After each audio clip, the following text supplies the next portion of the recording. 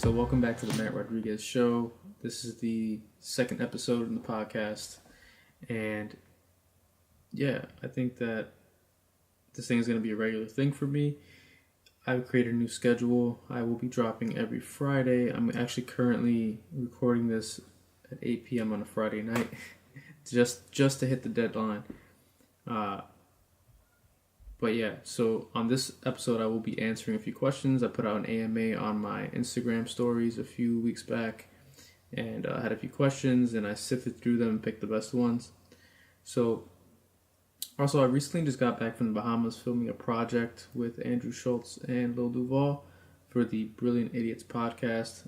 A lot of fun. I learned so much just from being around them, and that's something that I always try to do. I try to surround myself with people that are better than me, even if it's not in my industry per se.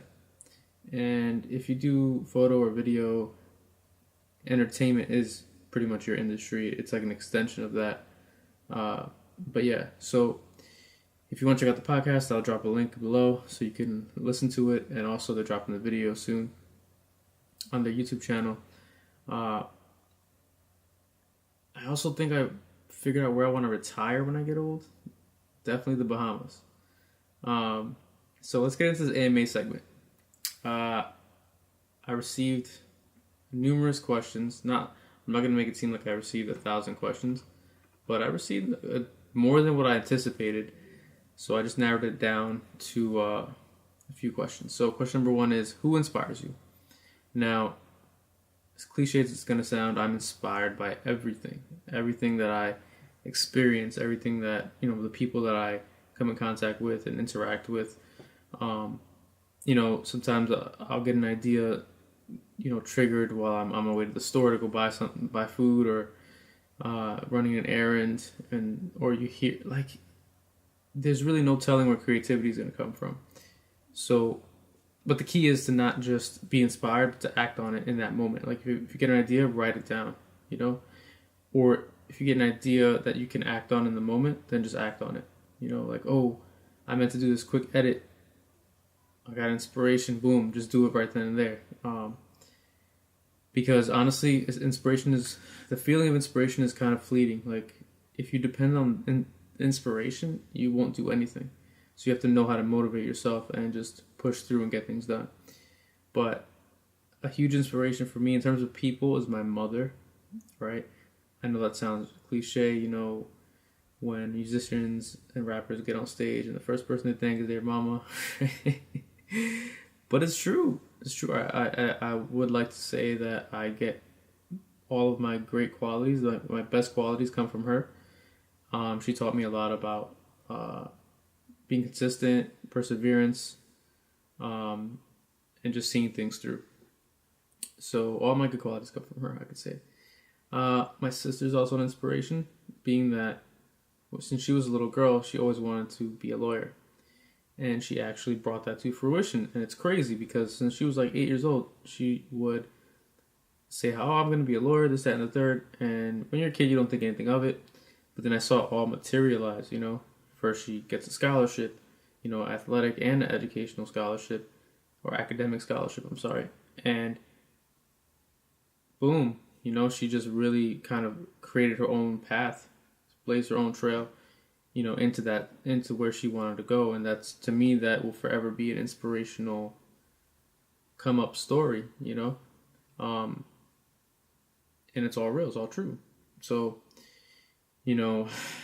she's still paying off that law school debt, though. Nah, she knows I'm just kidding. So, now in terms of creatives, like fellow creatives, I have a list here of a few people. People like Zach Kravitz, who I've more recently discovered, but a very interesting guy. Matt Diavella, great documentary filmmaker. He also has a YouTube channel now, and he puts out a lot of great content. Scott McKenna, another YouTuber, business owner, just an all-around great guy. And I've definitely received a lot of value from, consuming his content. And I honestly am very limited to what I consume because I like to stay focused on my own stuff. But when I get that notification for him, I make time for it, because I know he's going to give me a little gem. Gary Vee is another one, but I haven't watched this stuff in a long time. I think his whole message is stop watching me and go do. So I kind of did that, and I think he helped me with that. And last but not least, James Altucher, man, James Altucher. His book Choose Yourself. I read it a few years back, and it changed my life. I can't even stress that enough. Wish I could meet him in person and just thank him for that. And these are people that not only do great work but have great mindsets in what they do. And of course, last but not least, my fiance. We run a business together. We shoot weddings, and we're always pushing each other to the limit. Critiquing each other's work, and she's quick to tell me when I need to fix something or that don't look good. So I appreciate that, and also her work in itself inspires me. It's always pushing my, I'll see the way she colors something on her photos. Let me try that. Let me see how that'll look on the video. So we kind of bounce ideas off of each other, and I think that it makes us both better. I think it's important to be around people that inspire you in general, whether it's relationship or personal, like relationship or just friendship, business, whatever. You have to be around people that inspire you. You have to be around people that are giving you energy, and that you have to be reciprocating that energy. It has to go both ways. Because if you're not around those people, then I don't know who are you around. Why are you around somebody that's not adding to you or moving in your direction? So, question number 2: how you so fly? All right, this was a stupid question submitted by my boy. The answer to that is I don't know. That's just how the good Lord made me. But we're moving along. All right, next question. Why did you start doing photography? Okay, this question, why did I start doing photography? All right, so I picked up a camera to document my dancing, and if you've heard my first podcast, you'll know that I used to really run around with video cameras more so. But I picked up a DSLR specifically about 7 or 8 years ago for the first time, and ever since then I've just been captivated with doing both photo and video, but more so video. Obviously, I consider myself a filmmaker more than anything. When I first got the DSLR, I would just take pictures of what I was doing, my dancing, my friends. It's funny because I never ever looked at it as, this could be a thing, this could be a profession. But looking back, it's like I wish I kind of started pushing that a lot sooner. But I think things happen when they're supposed to happen. So to answer the question, I guess I started with the idea to document what I was doing at the time, which was my dancing and my training and all that, and just friends and family. So that's kind of what got me into photography. Question 4. Drone photography. How did you get into it, and what made you want to continue pursuing it? Okay, drone photography. I love drones. I wouldn't necessarily say I'm a drone photographer, but see, labels always get in the way. Everybody wants to be, I'm the drone guy or I'm the this guy. For me, your camera, your drone, it's all just tools to what you want the final thing to be, and how you want to spice it up and add to it. So, I got into drones maybe 3 or 4 years ago, and this is back when people were still terrified. They're still terrified most of the time, but it's a lot more accepted now. But you couldn't fly your drone without, some older person coming up to you and asking you 30 questions, thinking you were doing something bad or spying or whatever the case is. So I guess I just, I was interested in what the aerial imagery would look like because I was already shooting with, DSLRs, and it was starting to become a thing, So I was like, let me see what this is about. And ever since then, I love drones. I don't make enough time for drone-specific shoots as much as I would like to, which I should probably make a note of that for 2019. But that's how I got into drone photography, and what keeps me pursuing it really is when I travel. It's like I gotta get this aerial, this new place that I've never been to, and I just really like to use that as a tool to spice up production value and make things a little more dynamic. Sometimes they get a little overused in some videos. I'm not judging anybody in particular. I'm just saying I've noticed it that some people like overuse the drone, but I try to use it minimally now, only as a slight add-on, more than the focus of the piece or whatever it is. And there's nothing wrong with that. If all you do is drones, that's not a diss. I respect that. I totally respect every artist. That's just not how I choose to use it. Question number 5: what is your why? Well, this was a strong one. This one comes all the way from Rodrigo Tasca from Tasca Studios, Miami, Florida. I hope I said your name right, bro. But appreciate the question. It's a very good question. So the why for me has changed over the years, right? Because when I was competing and dancing and training all the time, the why was simply, I want to be the best. I want to beat whoever's in front of me. Like, that was the why, like, to train. It was just to be the best and be better every day. And it kind of feels like now in hindsight, it's like, oh, that was really selfish. Like, and I'm not judging. Hey, that's fine. There's nothing wrong with that. But my why has changed since, doing videography and photography, because now the why is more of like, as I film projects and I'm becoming more and more, in tune with the human element behind it, it's just awesome how you can create something that people are going to enjoy for years to come. More specifically with wedding stuff. Like, these people, like, this is one of their most special days of their lives, outside of, probably having children or graduating college, things like that. And you get to be a part of it in your own way, and you get to tell their story. I think that is beautiful. And so I guess the answer to that is, my why is, using the film medium or the video medium to spread love and happiness. That's my why. Like, that's what gets me re-energized when I'm feeling, a little frustrated, a little burned out. Because, we are human. We do get burned out. We do get tired. It's not just because you love something doesn't mean you're not going to get tired, not get frustrated, and you're not going to, just find yourself in situations that are challenging you. So yeah, my why is that. And yeah, so thanks a lot for that question, man. I really appreciate it. Can't wait to get you on the podcast, bro. So, okay, this is the last question.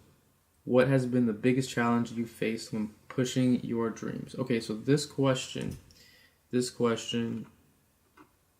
is kind of deep to me, because off the bat, the first thing that I think about is fear. Fear is the thing that I've struggled with the most this past year. Just getting over the fear of jumping in and going all in, because you get this self-doubt. What if it doesn't work? What if, I'm doing the wrong thing? Should I be doing this? Should I just go get another job? So the biggest challenge was mentality, and just staying focused on the path, without getting too distracted by my own self-doubt. A lot of things, people don't realize that a lot of things are programmed into us from a young age, whether it's through our parents, teaching us directly something, telling us something, or us just observing how they move. And I think it's important to know when it's time to let go of those certain ways of thinking, and which ones to hold on to that are actually helping us. So our predecessors or our parents, they had their own experiences, so they're going to come with a certain set of advice based on those experiences and that perception. So not to say that everything they say isn't valid, but you have to have your own experiences and have your own discernment to know what's what. So coming from a place where you didn't have much growing up, and those around you, everyone's just trying to get by, there tends to be this scarcity mentality.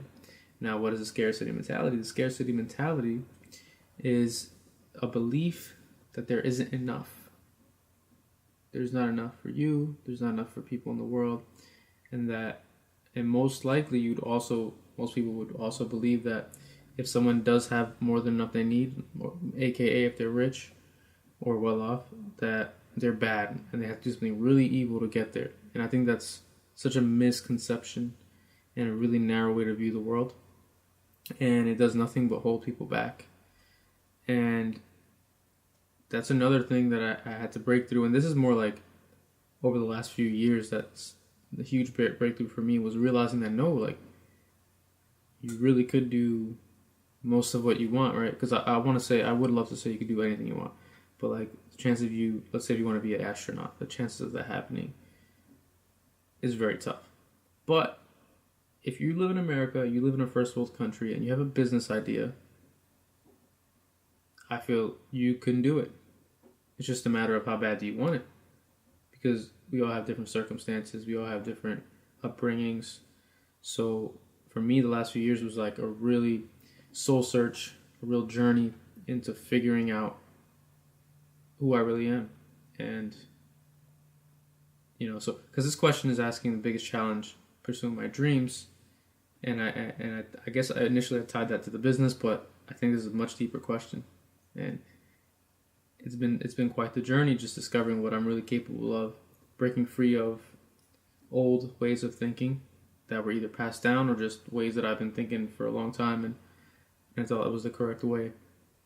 So, but everything always boils down to the one component, and that's fear. Because the reason why your parents tell you, don't start a business, get a job, or don't do this, do that, it's fear. It's like some people can't imagine even not having a paycheck next week, because that's what it's like when you have a business. You don't get paid every week. You get paid sporadically, especially in the beginning. And then you build, over time you build something up, and then maybe you're getting something coming in consistently.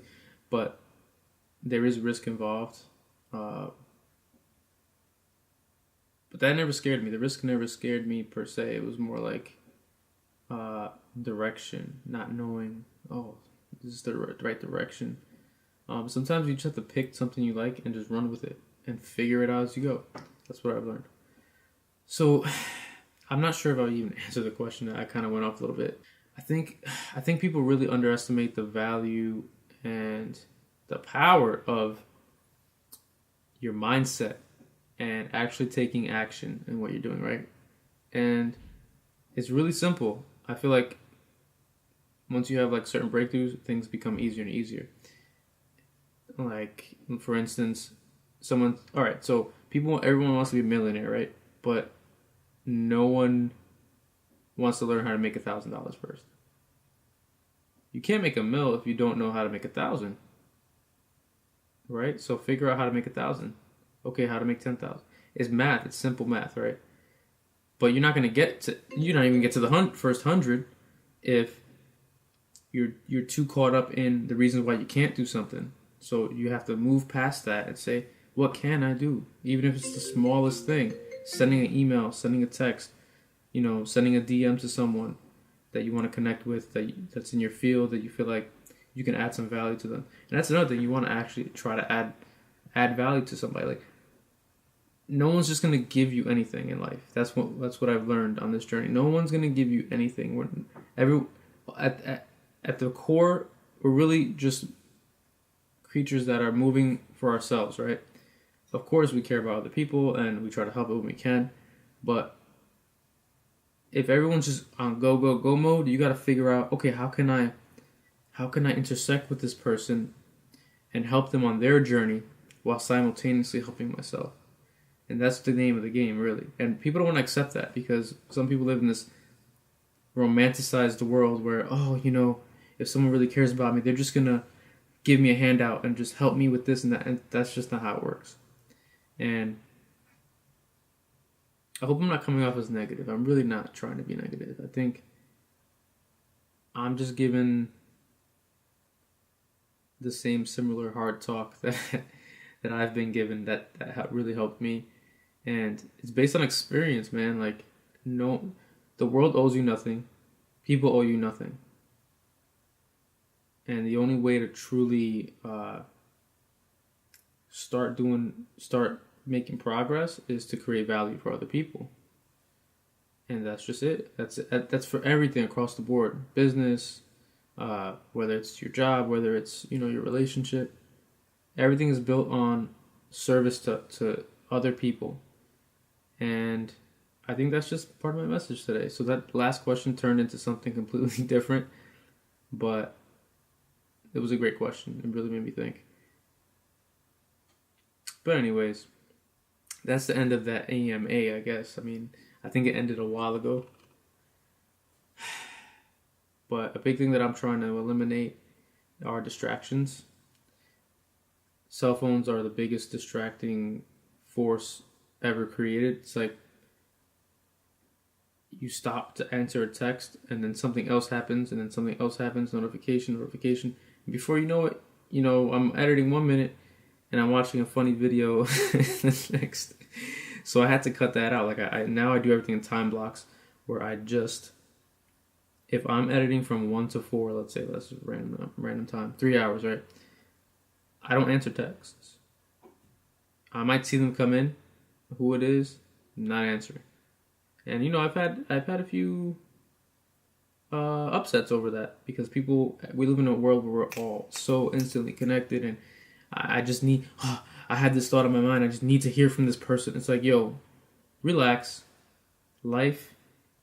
Life is short. Relax, okay, and just give people time and space to get things done. You know what I mean? And in fact, I don't even understand how some people are on their phone so often and how they're getting stuff done, because I just can't do it.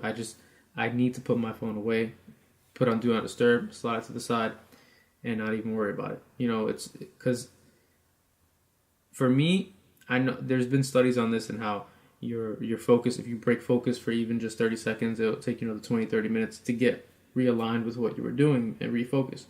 For me, that's 100% true. It might not be true for everyone, but for me, I get frustrated when something distracts me from what I was doing, because now it's like, I gotta get back in my zone. And then that's just a whole other conversation, like getting in the zone, learning how to do that almost on command. It starts with little things, but anyways, because there's really no such thing as being a focused multitasker. I think people lie to themselves, but anytime you're focusing on 1,000 things at once, there's something that's going to suffer in terms of quality. So, just worry about being in the moment. Anyways, if you like this, please, I would love it if you subscribed to the podcast on iTunes or Spotify, wherever you listen to your stuff. Also, this channel, YouTube channel. And yeah, hope to see you next time.